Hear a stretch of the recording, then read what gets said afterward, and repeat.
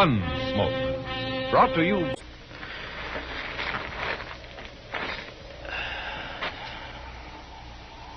Pure white miracle tip. Live modern. Smoke L&M.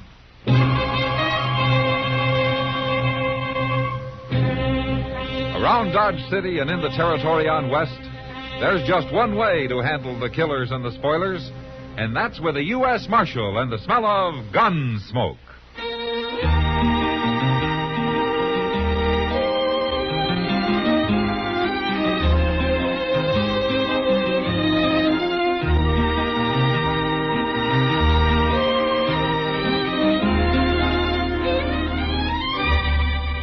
Gunsmoke, starring William Conrad.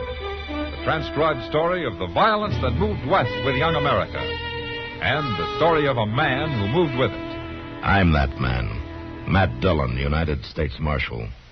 The first man they look for and the last they want to meet. It's a chancy job, and it makes a man watchful. And a little lonely.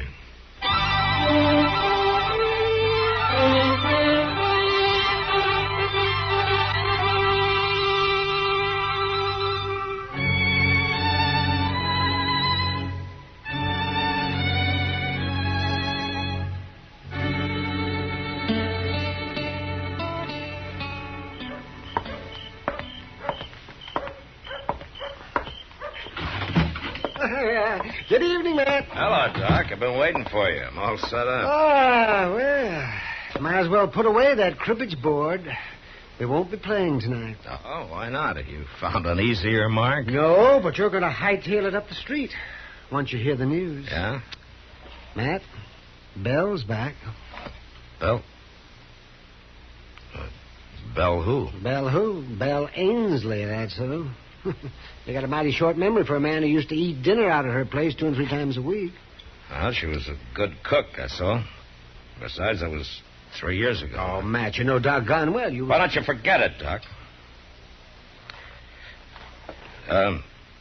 Is Jess Kreider with her? No. She's come back alone. Well, that's too bad. Too bad? Why? Jess Kreider's no good. That's just why.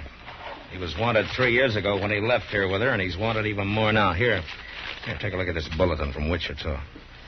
Hold up at the Stockman State Bank, wounding 2 bank guards. Mm-hmm. Santa Fe, 3 counts of highway robbery. Lordsburg, hold up at the Butterfield stage, driver killed. All right, so Jess Kreider's a thieving killer. Everybody knows that. Well, that's why I'd like to see him come back. Mr. Dillon? Yeah, what is it, Chester? Guess who is back, Mr. Dillon?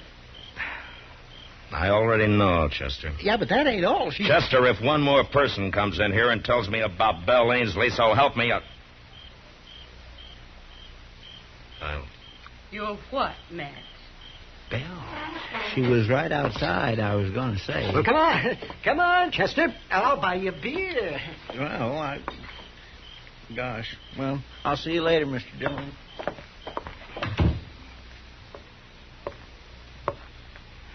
How are you, Matt? I'm fine, Belle. And you? Huh? A little older. Are you visiting, or are you planning on staying? Well, I'm staying. If the town will let me. What about Jess Kreider? Where is he, Bill? I don't know. And I don't care. I left him in Durango. I'm through with him, Matt. I see.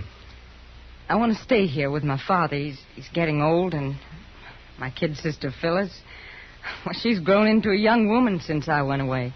Yeah, pretty bitter, I understand, when it comes to you. She'll get over it. Everybody will. If you'll help me, Matt. Help you? 3 months after I left, I came back, if you remember. And I found the good people of Dodge had already tried and condemned me. What could I do but go back to Jess? Well, you chose to run off with him in the first place. Chose. Who knew whether I had? Who bothered to ask? You? Anybody? What are you saying? Matt, I rode out of Dodge, thrown across the back of Jess Kreider's saddle, with a gag in my mouth and my hands tied. Oh. Why didn't you tell somebody that? Who'd have believed it? Yeah, but he didn't keep your hands tied for 3 years, Bill. Matt, a woman has to have somebody. Somebody who wants her. And nobody here did. As bad as he was, Jess was my man. Yeah. What do you want me to do, Bill? Just tell people, that's all. If you believe me. Just tell them how it happened.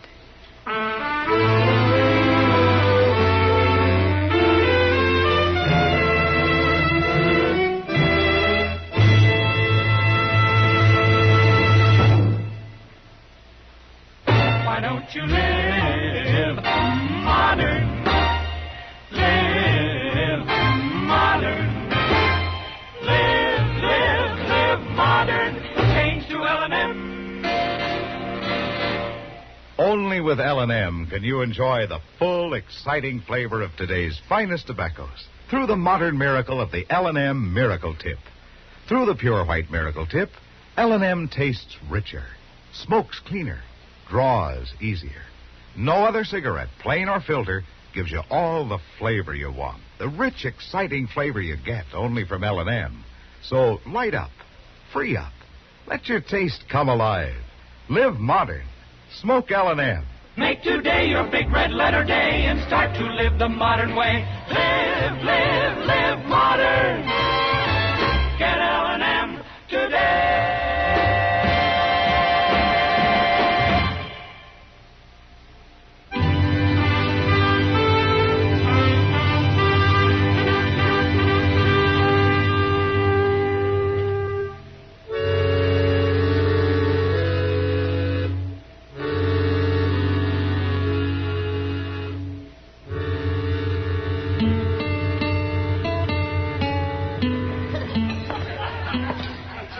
Hello, Matt. Evening, Kitty. Where'd you get all the crowd? The trail herd's in. The bar Double D from the Panhandle. No? I understand an old friend of yours came back last week. You know, a man tips his hat twice to a woman around here, and he's married. Is that really all you did, Matt? Tip your hat twice? Yeah, just about. Have you talked to Bill? Well, in passing. I heard his story. You believe it, Matt? That's possible. It's the kind of a thing Jess Kreider'd do. I don't know for sure. Well, if it did happen that way and she's left him for good, then I guess maybe she's got some sympathy coming to her. Yeah? She sure didn't get much at home. What do you mean?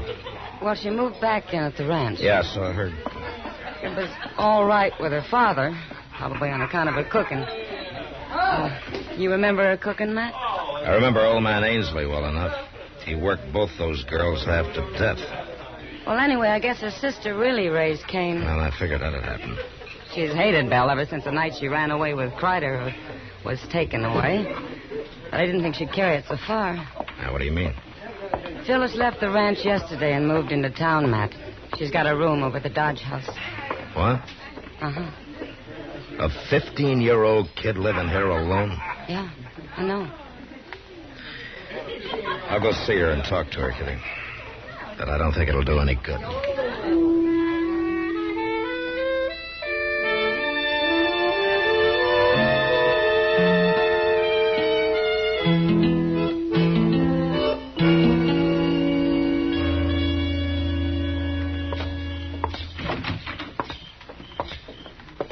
Well, good evening, Marshal. Chester. How are you, Dubby? Some of my guests been kicking up their heels, have they? Dubby, I understand that the youngest Ainsley girl, Phyllis, took a room here yesterday. Is that right? Yeah, she certainly did. Wanted to get away from that environment, I reckon. I can't say I blame her, Marshal. I know if my sister'd been cavorting around for 3 years with a cutthroat like Jess Kreider, Dubby, would you mind telling the girl that I'd like to talk to her? Well, I can't very well do that, Marshal. Oh, why not? Well, because she up and left this evening. What? Yep. I've already let the room to somebody else. She said she was leaving the country and wasn't coming back. Leaving the country? Well, was she alone? Well, now, she walked out alone, but I kind of had the impression there was some man waiting for her outside. And you let her go? Well, there wasn't nothing I could do about it. Well, you could have told somebody, or family, or me. She's only 15, Dovey. Well, that's growed up the way I look at it. Anyway, I figured it's just another case like her sister Belle. It sure ain't none of my responsibility.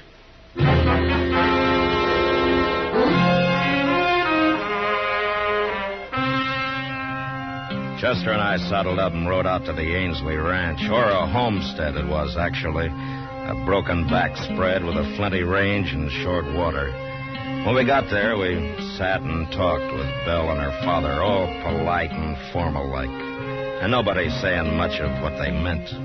Chester kept looking at me funny because I didn't mention young Phyllis, but I'd decided against that 2 minutes after we walked in. And I still hadn't said anything when we left. Belle came out of the yard with us. It was nice of you to ride out, Matt and Chester. Well, Nobody else from town's even been near the place. Yeah, they're slow people to change, Belle. It takes them a while, I guess. They got to get over feeling kind of awkward around you, I guess. Well, it's not only the outsiders who feel awkward around me. Oh? Well, I guess you wondered where Phyllis was. She's moved out, Matt. She took a room in town. Well, she'll get over it. A girl can be pretty flighty at that age. I suppose so. Well, thanks for coming out. Sure. You ready to ride, Chester? yes, sir. We'll see you again, Belle. I hope so. Good night, Matt. Good night, Chester. Good night. Mr. Dillon, you didn't say one word about Phyllis. Wait a minute, Chester. We're going to ride away from here now, but we're coming back later tonight. What? Didn't you notice how they acted? Old man Ainsley was scared to death, and Belle was jumpy as a young colt. Well, I did notice that, but... Belle didn't come back home alone, Chester. Just Kreider's around somewhere.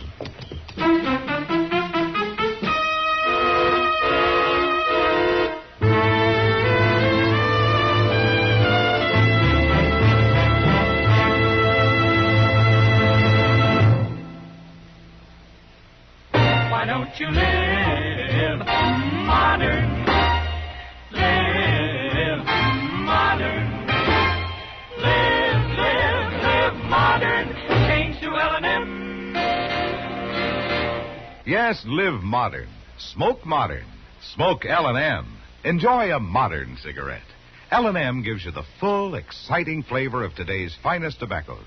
No other cigarette, plain or filter, gives you the flavor you get through the modern miracle of the L&M Miracle Tip. Through the pure white Miracle Tip, L&M tastes richer, smokes cleaner, draws easier. So light up, free up, let your taste come alive. Live modern. Smoke L&M. Make today your big red letter day and start to live the modern way. Live modern. Get L&M today.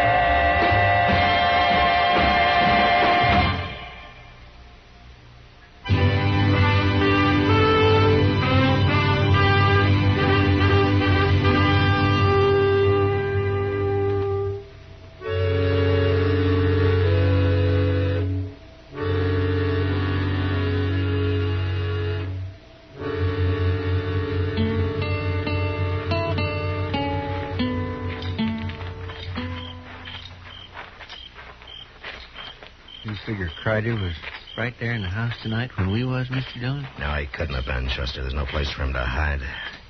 Probably holed up in the barn. We'll look there first. Yes, sir. There's a lantern burning inside. Yeah. Now, you wait here and keep me covered. I'll edge up to the door and then go in fast. Yes, well, now, you be careful.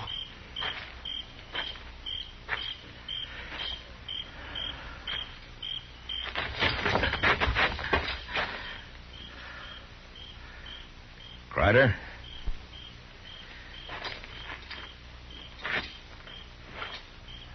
Jess?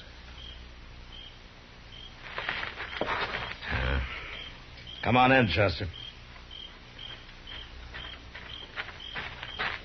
He ain't here? No, but he has been. You see that blanket on that straw there? It's made up for a bed. Yeah, well, maybe he's up at the house now. I don't think so. The only horse in here is that old Spavin mare Ainsley uses on the buckboard.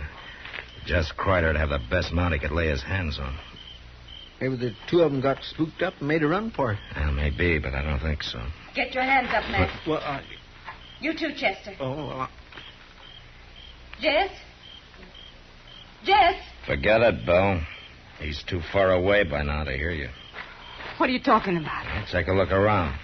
Didn't you have a couple of horses in here? Well, sure we did. Now, don't move. Either one of you. They're gone. Jess! Jess! You might as well save your breath, Bill. He took both saddles and the packs. You know where he went? Well, I can guess. Where? When's the last time you saw him this evening? Just before dark.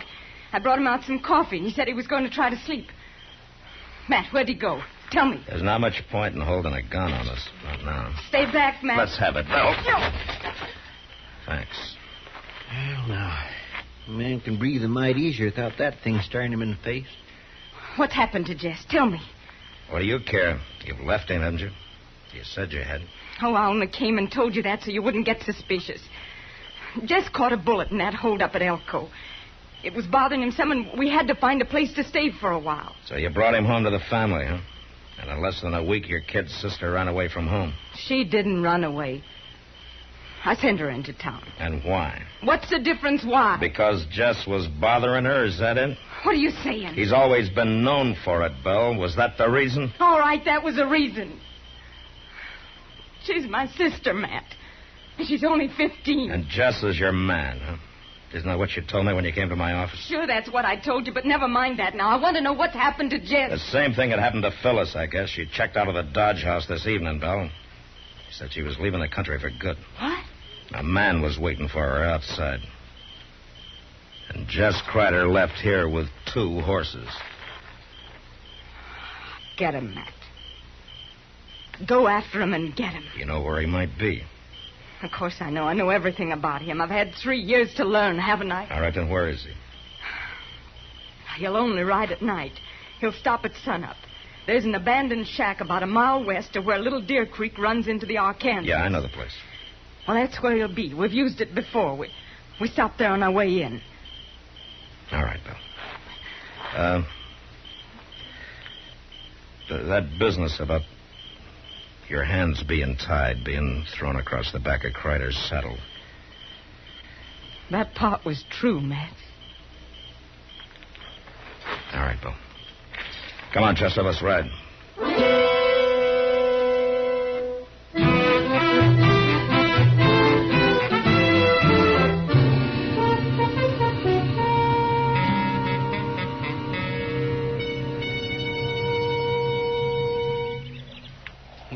Come out of that shack all day, Mr. Dillon. He will, Chester. They just got here. Those horses are still sweating.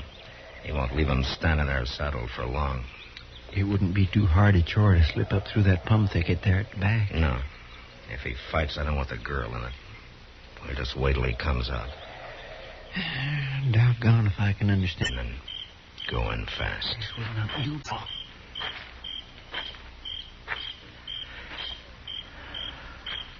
A murdering outlaw like Jess Kreider. Maybe it's more a matter of hitting back at her sister. She's let her hate for Belle build up till it's driven her half crazy, I guess. Somebody's coming out. It's him. Yeah. Easy now. We'll just let him get clear of the cabin. You stay down now. All right, hold it, Kreider. You're under arrest. He's going for his gun. Have it your way.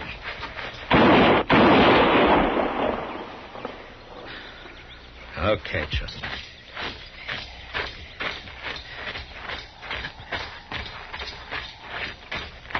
Yeah. It looks like maybe he got out of hanging. Yeah. You killed him! Marshal, you killed him! Why? Do you know what you've done? I know, Phyllis. Oh, no, you don't. Yes, I do. I've kept you from making an even bigger fool of yourself than you already have. Oh, what are you saying? I love him. We were going to be married. Well, we were. Phyllis, you better go home and talk to Belle about that. Oh, Belle, I'll never say a word to her again as long as I live. Now, you listen to me, Phyllis. You got to get rid of that hate of yours. If you don't, it's going to ruin your life for good. Now, you go home and you talk to Belle and you listen to what she's got to say before you judge her. No, I won't go back. Yes, you will. I can't. Not now. Nobody will ever know about this, Phyllis. I promise you. Jess Kreider was alone when I found him. Now, there's your horse. And he's still saddled. I can't. I don't want to. I know what you need, young lady. You see that plum bush over there? Well, I'm going to cut me a switch off of that, and if you're not out of here in 1 minute... Well, you wouldn't. No, I wouldn't, huh? You just watch me. Marshal. Yeah? I've been thinking, Marshal. Maybe I'll go home after all.